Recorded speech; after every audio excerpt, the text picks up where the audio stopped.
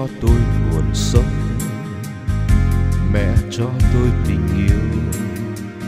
Ngày tôi mới chào đời, một màu hồng ươm tươi.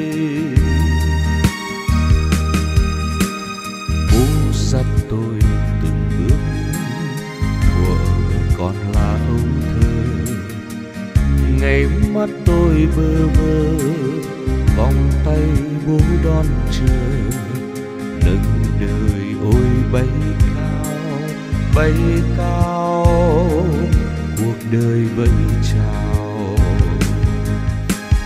Hà ơi tiếng mẹ ru, ngày xưa những ngày xưa bên bố êm đềm quá.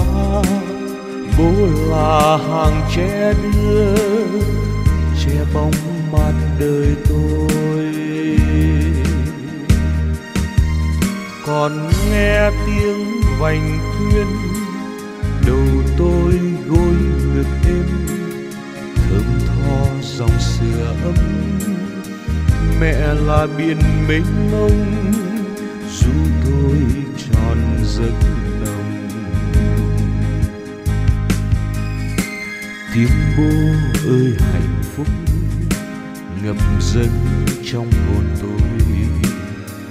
Mẹ ơi tiếng ngọt ngào, dịu dàng lời yêu thương. Mãi cảm ơn tình bố, ơn mẹ bao tháng năm. Mãi dù biết phôi pha, tôi khắc ghi đời đời. Ơn bố như trời cao, tình mẹ như biển trào.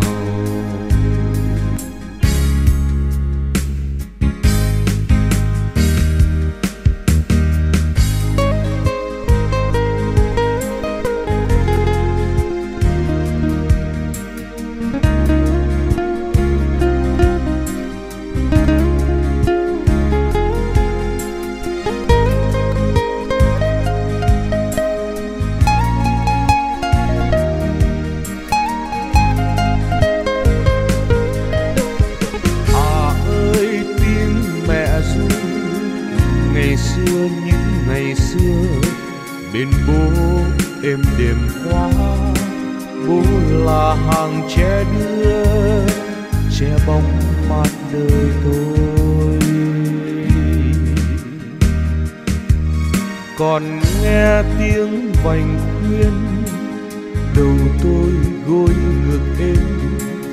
Thơm tho dòng sữa ấm, mẹ là biển mênh mông, ru tôi tròn giấc nồng. Tiếng bố ơi hạnh phúc ngập dâng trong hồn tôi.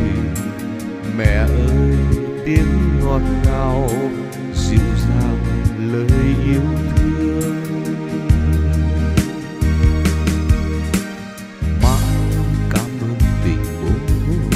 Ơn mẹ bao tháng năm, mãi dù biết phôi pha, tôi khắc ghi trong đời.